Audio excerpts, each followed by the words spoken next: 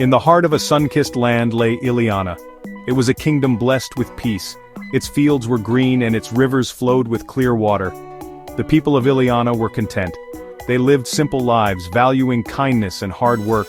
Their hearts were open to the beauty of the world. The spirit of learning was cherished here, with every soul seeking to understand a little more each day. This made Eliana a special place, a beacon of gentle prosperity in a restless world. Queen Eliana ruled this blessed realm. She was known throughout the lands for her deep wisdom. Her eyes held the calm of ancient mountains, and her voice was soft, yet her words carried great weight. She governed not with an iron fist, but with an open heart. The queen believed in the power of her people. She saw the spark of brilliance in every subject and knew that true strength came from understanding. Her reign was a testament to thoughtful leadership, and Eliana flourished under her gentle guidance. The queen often walked among her people, listening to their stories, their hopes, their quiet dreams. She learned from them, just as they learned from her rule. Knowledge, she believed, was a flowing river, not a still pond. It had to be shared to grow and sought to be found. Her greatest wish was to see this spirit of inquiry deepen. She wanted every citizen of Eliana to seek their own inner light, to discover the unique wisdom that lay within them. This was her dream for her beloved kingdom, and so Eliana was more than just a place on a map. It was an idea, a feeling, a testament to what could be achieved with wisdom. Queen Eliana fostered this spirit with great care. She knew that a kingdom's true wealth was its people's minds, their ability to think, to understand, to create. Her wise governance made Eliana a cradle for thought, a place where intelligence was not just admired but nurtured like a precious seed. The kingdom was ready for a new flowering of intellect. One bright morning, a royal decree echoed through Eliana. Trumpets sounded from the palace balcony, and scrolls were unfurled in every town square. Queen Eliana announced a grand competition. It was a challenge for all the minds in the kingdom. Not a test of strength nor of noble birth, but a quest for the most intelligent and cunning person. A search for a mind that shone with unique light. The queen sought a different kind of brilliance, one that could see beyond the obvious. The prize was not mere gold or jewels. Though such rewards would be given, they were secondary. The true prize was far greater. It was the honor of becoming the queen's special advisor, a position of trust, close to the heart of Eliana, to help shape the future with wisdom and insight. This was a call to those who thought deeply, to those who could solve puzzles, not with force, but with grace. The kingdom buzzed with an excited energy. Many felt their destinies calling them forward. The announcement spoke of challenges to come, riddles that would test the keenest intellects, puzzles designed to separate true understanding from rote learning. The queen was not looking for someone who merely knew facts. She sought one who could connect them in new ways, someone who understood the subtle art of cunning. Cunning not for trickery but for insightful solutions. The ability to think outside the established paths, to find the hidden trails that others missed. This was the essence of the Queen's Grand Contest. People from all walks of life felt a stir within them. Scholars pored over their books with renewed vigor. Craftsmen pondered the mechanics of their trades. Even simple farmers felt the call. They knew the wisdom of the earth, the cycles of nature. Perhaps their understanding too held a key. The competition was open to all. It was a chance for anyone to show their inner light. Eliana was a kingdom of opportunity, and this was the greatest opportunity of all. Among those who heard the Queen's call was a young man.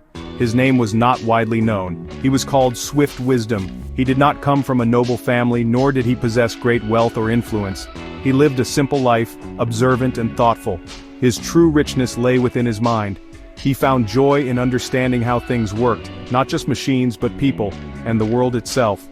He was a quiet soul, yet his thoughts were loud within him. He saw the world as a great interconnected puzzle. Swift Wisdom was different from many others. He did not boast of his knowledge. He preferred to listen, to watch, to absorb. While others rushed to speak, he found clarity in silence. He noticed the small details that escaped hurried eyes, a bird's flight, the way a shadow fell, an unsaid word. These were all clues to him, pieces of a larger truth. His mind was not a library of facts but a workshop of ideas. He connected things in ways that were uniquely his. He trusted his intuition, the quiet voice of his heart. When faced with a problem, his approach was unique. He did not try to force a solution. Instead, he would walk around the problem, looking at it from every angle. He sought to understand its nature, its essence. Like a river finding its way to the sea, he sought the natural path. He believed that every puzzle held its own answer. One only needed to learn its language. His cunning was not about deceit, it was about a profound, almost playful intelligence. As news of the competition spread, Swift Wisdom felt a quiet pull. It was not ambition for power that moved him. It was the challenge itself, the call to engage his mind. He saw it as a journey, a path to learn more. He believed that the universe presented opportunities, and it was up to each person to recognize them. He decided to participate, not to defeat others, but to discover more about himself and the world. His preparations were not in books, but in quiet contemplation. He was ready to listen to the whispers of wisdom. The competition began with a series of intricate riddles. Scholars and nobles gathered, confident in their learning. They brought scrolls, charts, and complex theories. The first riddle was presented carved on a stone tablet. It spoke of shadows and light, of things hidden in plain sight. Many contestants offered complicated answers. They quoted ancient texts and philosophical treatises. Their words were many, but the solution remained elusive. The air grew thick with intellectual struggle. Frustration began to cloud some faces. Swift Wisdom stood apart, observing quietly. He read the riddle not just with his eyes, but with his soul. He did not search for answers in forgotten lore. He looked at the world around him, at the present moment. The riddle spoke of what is always present but rarely seen. He considered the sun, the moon, the very air they breathed. Then a simple thought bloomed in his mind. He stepped forward, his voice calm and clear. He offered an answer so simple, so elegant. The judges and Queen Eliana herself nodded in approval. Another challenge involved a locked box with no visible keyhole. Many tried to pry it open to find a hidden mechanism. They tapped it, shook it, measured its every dimension. Some even suggested breaking it to reveal its contents. They saw the box as an obstacle, a fortress to be breached. Their efforts were met with silence from the obstinate box. The puzzle seemed to require a force of intellect, or perhaps a force of will, to make the box yield, but the box remained steadfastly, mysteriously closed. It guarded its secret with quiet determination. Swift Wisdom approached the box with a gentle curiosity. He did not see an enemy but a friend with a secret. He ran his fingers lightly over its smooth surface. He listened, not for a click, but for a whisper. He noticed the grain of the wood, the way it was joined. The challenge was not about opening the box. It was about understanding why it wished to remain closed. He then spoke to the judges, not of force, but of purpose. Perhaps, he suggested, its greatest treasure is its emptiness. And it was revealed the box was indeed empty, a lesson in perception. Section 5, The Enigma of the Vanished Key. The ultimate test beckons.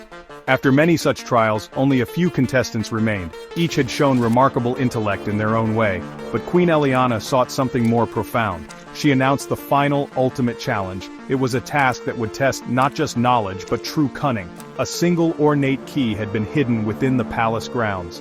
This key unlocked the queen's private study, a room filled with the wisdom of ages. The first to find it and bring it to her would be the winner. This was the culmination of their long journey. The announcement sent a ripple of intense anticipation.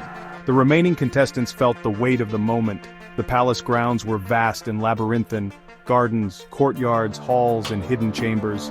The key could be anywhere, concealed by clever design. It was not merely lost, it was intentionally hidden, crafted by the queen's own puzzle master. This was more than a search, it was a test of perception, a challenge to see what others overlooked. The pressure mounted with each passing moment. Many contestants immediately scattered. They searched with frantic energy, believing speed was paramount. They overturned stones in the gardens, tapped on walls. They questioned servants, hoping for a stray clue. Their minds raced, calculating probabilities, devising search patterns. Some formed temporary alliances, hoping to cover more ground, but their efforts were born of haste, not insight. They were looking for an object, a thing. They did not yet understand the soul of the challenge. The key was more than metal, it was a symbol. Swift Wisdom, however, did not rush. He stood still for a long moment, breathing deeply. He watched the flurry of activity around him. He saw the anxiety, the desperate hope in their eyes. He knew that the key would not reveal itself to such chaos. It would yield only to a calm and observant mind. He remembered the queen's words, her emphasis on cunning. This was not a treasure hunt in the usual sense. It was a riddle posed in 3 dimensions. The palace itself was the puzzle, and the key its heart. Section 6. Whispers in the Wind, Swift Wisdom's Keen Observation. While others searched with their hands and feet, Swift Wisdom searched with his mind. He did not begin by moving, but by observing. He walked slowly through the palace courtyards. His eyes were not fixed on the ground looking for a glint of metal. Instead he watched the people, the flow of life. He noticed the guards, their posture, their gaze. He observed the servants, their routines, their subtle interactions. He listened to the sounds of the palace, the distant chatter, the rustle of leaves, the echo of footsteps. The world was speaking, and he was attuned to its language. He recalled the queen's nature. She was wise but also fair and with a touch of playfulness. Where would such a queen hide a key? Not in a place of brute strength nor of obvious concealment. It would be somewhere meaningful, somewhere symbolic, a place that reflected the values she cherished. Perhaps near a place of learning or a place of quiet reflection. He thought about the purpose of the key. It unlocked her study, a sanctuary of knowledge. The hiding place itself must offer a clue to this purpose. He noticed a particular fountain in a quiet, secluded garden. It was an old fountain, yet immaculately maintained. Water flowed from it in a constant, soothing rhythm. Birds often came there to drink and sing. Other contestants had passed it by, deeming it too obvious, or perhaps too mundane for such an important secret. But Swift Wisdom felt a pull towards it. He saw that one of the stone carvings on the fountain was slightly different. It was a carving of an owl, a symbol of wisdom, and its eyes seemed to be looking at a specific spot. This owl was newer than the other carvings. Its edges were sharper, its stone a slightly different hue. It was a subtle disharmony in an otherwise perfect design. Most would dismiss it as a repair or an artistic quirk, but to Swift Wisdom, it was a whisper, a silent invitation from the puzzle master. He approached the fountain, his heart calm. He did not disturb the water, nor the peaceful birds. He simply looked where the owl's gaze directed, towards a loose stone at the fountain's base, hidden by a fern. Section 7. The Subtle Dance, Crafting the Path to Revelation. Swift Wisdom knew he could not simply reach for the stone. Other eyes might be watching, competitors or even judges. The discovery of the key's location was only half the task. Retrieving it with cunning was the other, equally important part. He needed a plan, a subtle way to act. A way that would not alert others to his find.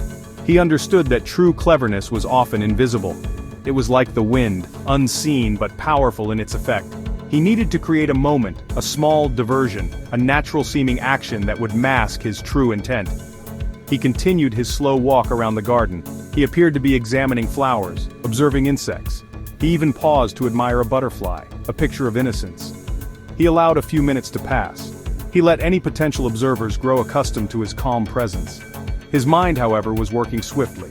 He needed a reason to kneel by the fountain, a reason that would seem ordinary, unremarkable. He noticed a fallen leaf near the loose stone, a small, insignificant detail, perfect for his purpose. He casually strolled back towards the fountain. As he drew near, he feigned a slight stumble. He bent down, ostensibly to adjust his sandal or tie a shoelace. It was a common enough action, one that would draw no undue attention. His body shielded the loose stone from distant view. His movements were unhurried, natural. He allowed his fingers to brush against the fern. Then, with a swift, practiced motion, he felt for the stone. It was indeed loose, just as he had intuited. The moment was a delicate dance of perception and action. With his other hand, he picked up the fallen leaf. He examined it for a moment, as if it were the object of his interest. Then, still kneeling, his fingers gently dislodged the stone. Beneath it, nestled in a small, dry hollow, lay the key. It was cool to the touch, its metal worn smooth with age. He carefully slipped it into his sash. He replaced the stone, adjusted the fern, then he stood up, still holding the leaf. He glanced at it once more, then let it drift away on the breeze. No one would have guessed the treasure he now carried. Section 8. The Unlocking Moment, Victory Forged in Sagacity. Swift Wisdom walked calmly towards the Queen's chambers. He did not run, he did not shout his discovery. His demeanor was as composed as it had been throughout the trials. He passed other contestants still searching frantically. Their faces were etched with strain and frustration. They barely noticed him, lost in their own urgent quest. He carried not just a key, but the quiet triumph of understanding. He knew that the journey to wisdom was often a solitary one.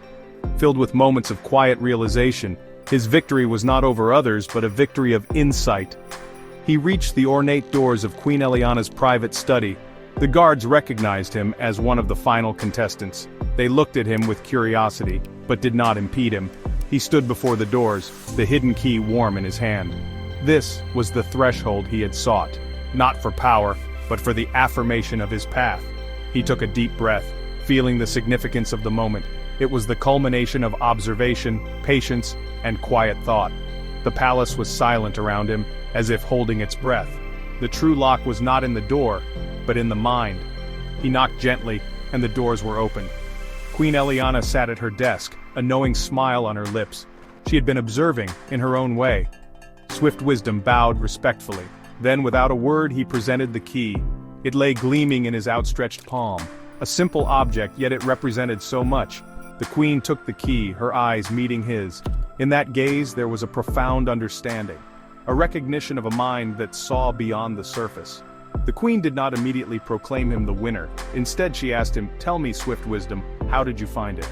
She was interested not just in the result, but in the process, in the journey of thought that led to this moment.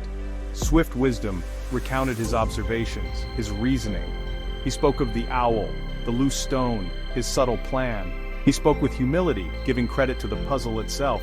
His words were simple, yet they painted a vivid picture, a picture of a mind attuned to the whispers of the world. The queen listened intently, her smile deepening. Section 9. The True Treasure, Wisdom's Light Illuminates Eliana. When Swift Wisdom finished his tale, Queen Eliana nodded slowly. She then addressed the gathered court and remaining contestants. Many searched for a key, she began, her voice clear and resonant. They searched with energy, with knowledge, with determination. But Swift Wisdom searched with more. He searched with understanding. He did not just look, he saw. He did not just hear, he listened. She held up the key for all to see. This key was hidden not by complexity, but by simplicity. It waited for a mind that could appreciate the subtle, the overlooked. Swift Wisdom found it by thinking outside the common path. She declared Swift Wisdom the winner of the grand competition. A cheer arose, not just for his victory but for the lesson it embodied. He was appointed as the Queen's special advisor, not because he knew all the answers, but because he knew how to find them. He knew how to listen to the world and to his own heart. His victory was a testament to the power of quiet observation, and the strength found in thoughtful, cunning action. The kingdom of Eliana celebrated a new kind of hero, one whose power lay not in might, but in mind. The true treasure of that day was not the position, nor the honor. It was the reaffirmation of a timeless truth. That intelligence is more than just knowing. It is about perceiving, connecting, and understanding deeply. Cunning, when guided by wisdom, is a force for good. It allows one to navigate life's challenges with grace and insight, to find solutions where others see only obstacles. This was the moral that shone brightly over Eliana, a lesson for all who sought to live a fuller, wiser life. And so, the tale of Swift Wisdom became a cherished story. It was told and retold throughout the kingdom, inspiring generations to cultivate their own inner sight, to value the power of thinking differently, to understand that the greatest keys often lie hidden, not under stones but within our own ability to perceive. Queen Eliana continued to rule with her gentle wisdom, and by her side, Swift Wisdom helped Eliana flourish. A kingdom where the keenest mind was also the most thoughtful heart. Their journey reminded everyone that true wisdom illuminates the path for all.